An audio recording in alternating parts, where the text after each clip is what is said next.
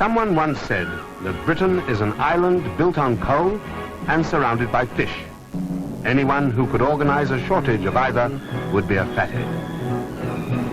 Yet, fish today is dear on the market, and coal and all our other energy sources are in short supply. So, more and more the nation is concerned with getting more and more coal from where it's easiest to get. The winning of open-cast coal in Britain is becoming increasingly important. In 1969-70, we got 6 million tons this way. This year, we're aiming for 8 million tons. And the plans are to step this up to 10 million tons during 1972. What's involved? You strip off the topsoil first, the vital 12 inches on which plant life depends, and you store it carefully. You work down through the subsoil, and you store that too, separately. Then down through the overburden to the coal. Where does it happen?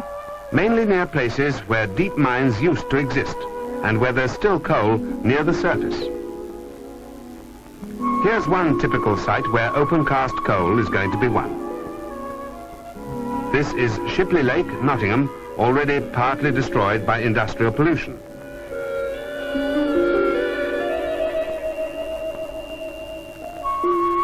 There's a tip in the background, so there was once a mine here. Coppice, they called it. Now it's closed. But right underneath its derelict buildings and the coal tips and the lake lie over 1 million tons of coal which couldn't be worked by deep mining.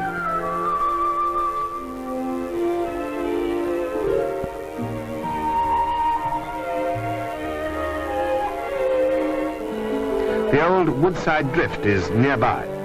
No longer does it give an easy slope into profitable coal, but from the land and from its shallow buried riches, that 1 million+ tons will be extracted over the next 3 years. Here's another one, Hague Colliery, long dead. Today, the mine is an industrial derelict, an eyesore to the community. But still more than 100,000 tons of coal are to be got here, and, more important, while excavation goes on, so does reclamation. Today, it all looks like a battlefield. In a year's time, the land will be restored to look as it did more than a century ago.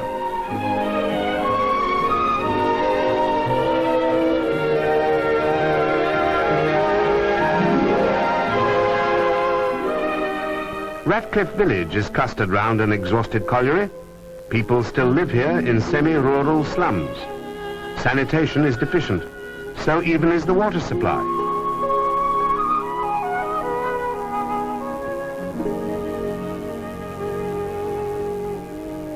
Today there are plans to mine 2 million tons of coal from under Ratcliffe and to build a new life for the people who inhabit it. The machines are poised. The legacy of the 19th century is overripe to tumble. So there'll be new houses for Ratcliffe folk, a new village at nearby Amble, where people are already starting to come into a new inheritance. Geordie Webb and his wife, he did 51 years in mining, will be glad to exchange his terraced house for a place of his own where old people's needs have been built into the planning. The product of collaboration between the coal board, the unions and the local authorities. Industrial dereliction in Britain today is a national problem, not regional, not tied to any one industry. It's all over.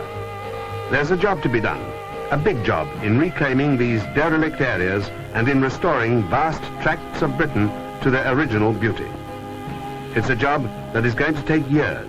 Years of productive work to wipe out the destruction of decades.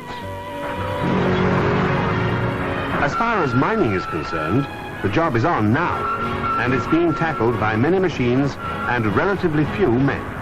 At Shipley Lake, for example, 146 men with power to their elbow are reshaping the scenery and winning 7,000 tons of coal a week.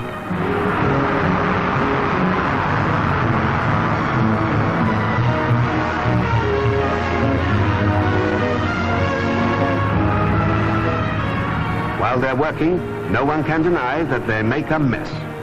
You can't get 1 million tons or more of coal from under the surface without disturbing the topography.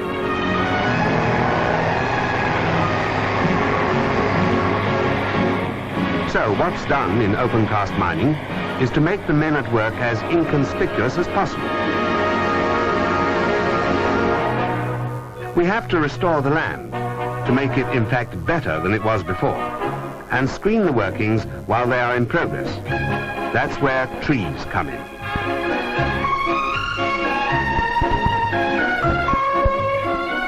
Today, Britain's mining industry is in the nursery business.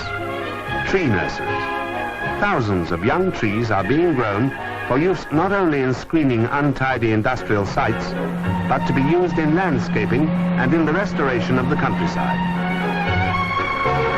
The two precious levels of soil, subsoil and topsoil, are replaced, and they're contoured and shaped to fit in with the surrounding countryside. Open cast mining borrows from the land, but it repays with interest.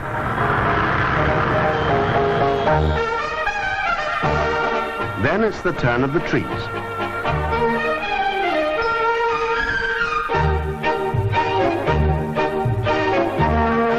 Today we have the machinery and the know-how to transplant mature trees up to 40 feet in height and to ensure that they will flourish in their new homes. Today we have a new opportunity which was last exercised in the 18th century to bring a fresh order and beauty to the British landscape. Under all these stretches of country, open cast coal has been won. Today they're restored and enhanced. Machines and men took away their hidden riches. Men and machines, more importantly, made it possible for them to be refurbished.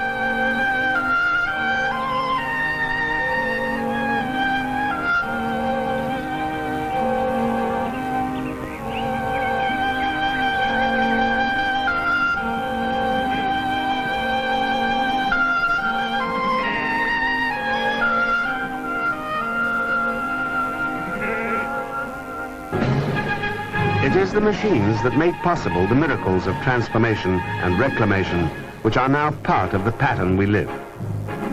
In Northumberland is the biggest of the lot. It is controlled by men, for men still have to have the final say-so. It's called Big Geordie, and it's 10 times bigger than any other machine.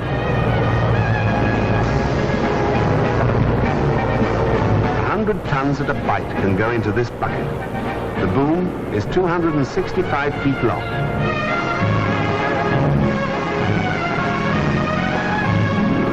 Today, Big Geordie is making it possible to win coal, which we all need.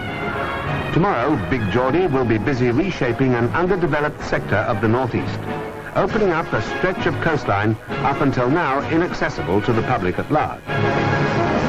Where there were no roads, roads there will be. Where there was open cast coal to be won, there will be crops and cattle and marinas and a new lakeland recreation area for the people who live in the cities of the northeast.